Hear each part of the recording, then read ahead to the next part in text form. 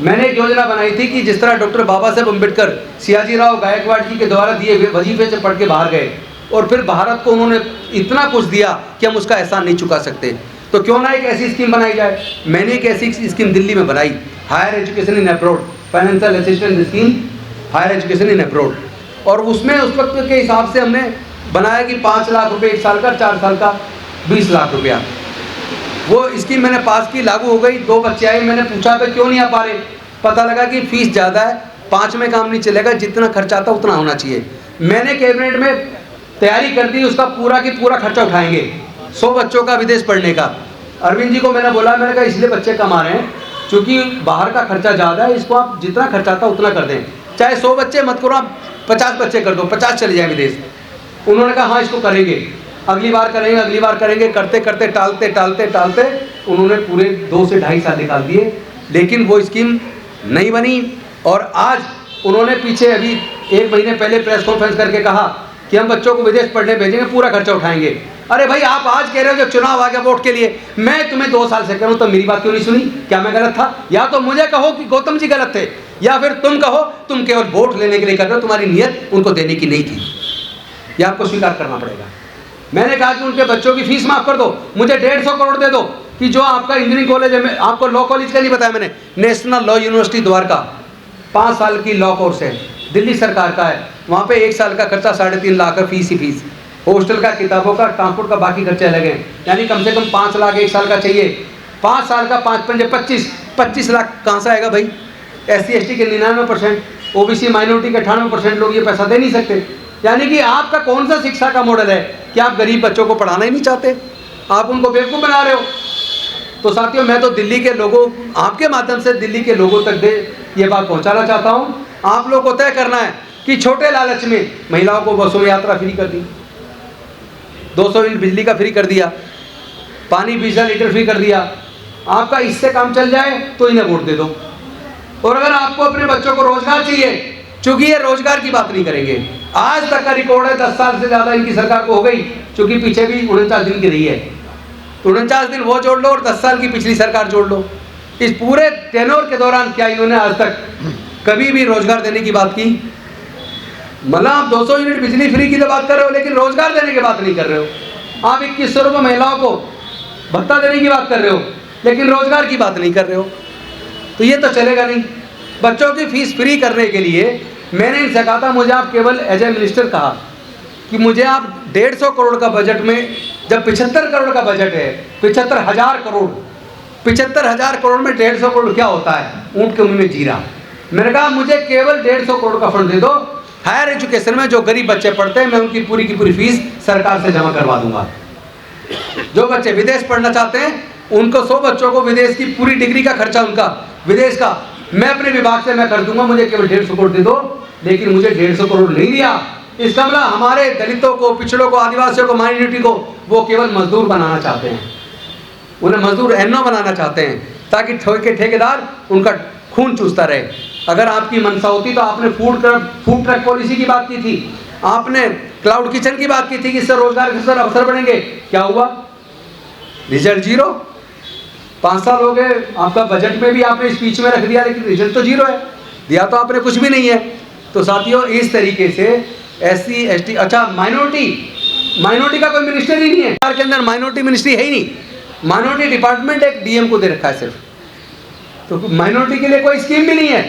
एक भी दिल्ली सरकार बता दे माइनॉरिटी के लिए एक भी स्कीम हो, एक स्कीम नहीं है इनके पास। SC ST OBC को का जो स्कॉलरशिप है वो छोटी सी स्कॉलरशिप, बहुत ज़्यादा पैसा भी नहीं है, उसमें इनकम क्राइटेरिया 2.5 लाख और EWS का क्राइटेरिया 8 लाख। तो मैंने कहा इसका भी 8 लाख कर दो, उस पर भी कोई जवाब नहीं है। हाँ करेंगे, हाँ करेंगे, यानी आप टालते जा रहे हो।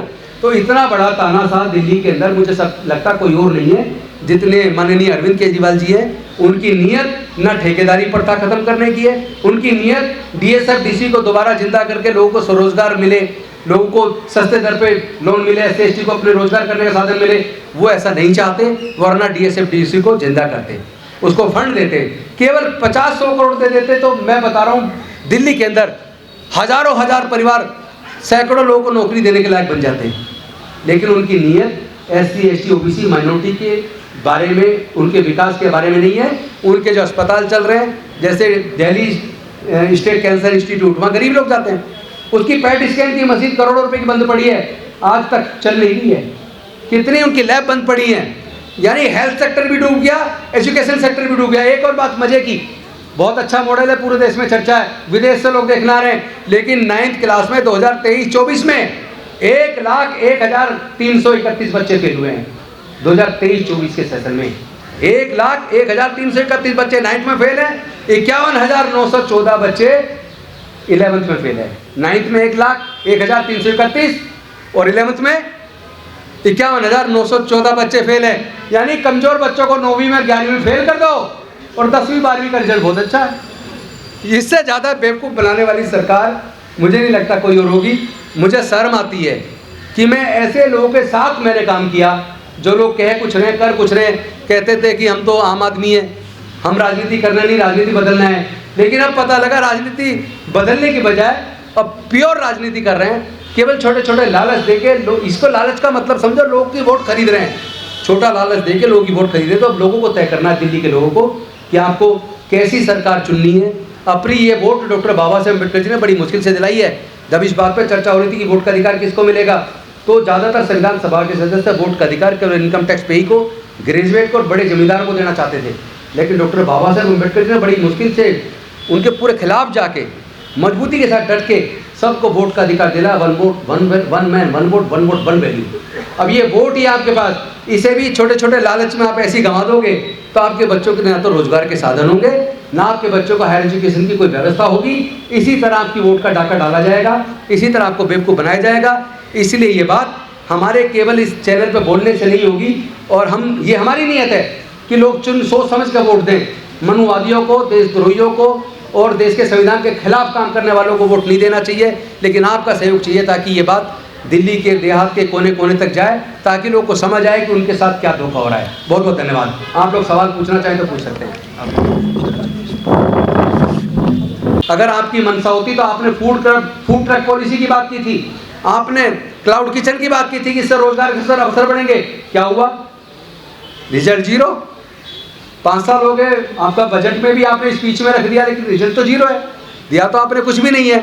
तो साथियों, इस तरीके से SC ST, अच्छा माइनॉरिटी का कोई मिनिस्टर ही नहीं है। हमारे पूर्व मंत्री राजेंद्र पाल गौतम जी ने आप लोगों के सामने अपनी व्यथा रखी, एक अनुभव रखा कि किस तरीके से केजरीवाल की सरकार में रहते हुए इन्हें खुद एक उत्पीड़न का सामना करना पड़ा।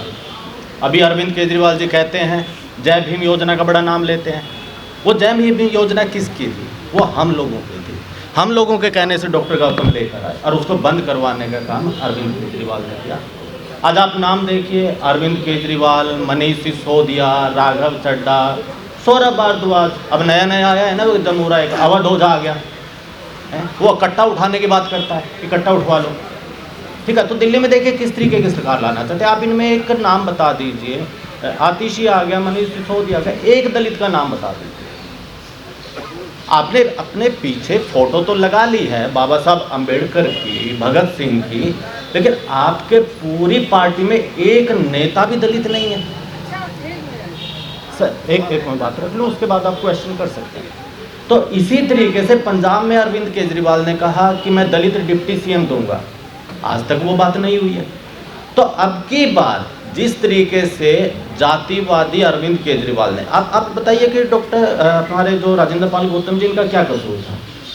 बाबा साहब अम्बेडकर की 22 प्रतिज्ञाएं तो ली थी, इसके ऊपर इस्तीफा ले लिया गया। यानी कि जो व्यक्ति खुद पीछे अपने बाबा साहब अम्बेडकर की फोटो लगाता है, उनके विचारों पे, बाबा साहब अम्बेडकर के विचारों पे यदि कोई व्यक्ति चलेगा तो उससे इस्तीफा ले लेगा।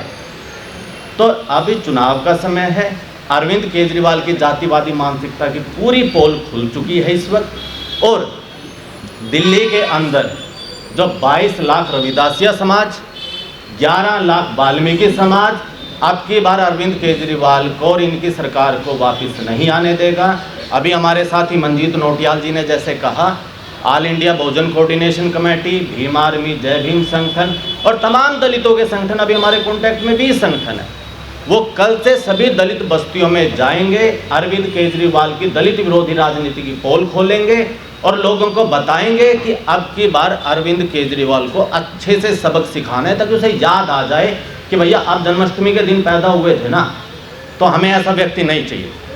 हमें बाबा साहब अम्बेडकर का अनुयायी दिल्ली के मुख्यमंत्री की कुर्सी पे चाहिए। कोई जन्माष्टमी के दिन पैदा होने वाला, खुद को कृष्ण का अवतार बताने वाला ऐसे पाखंडी लोग दिल्ली में नहीं चाहिए।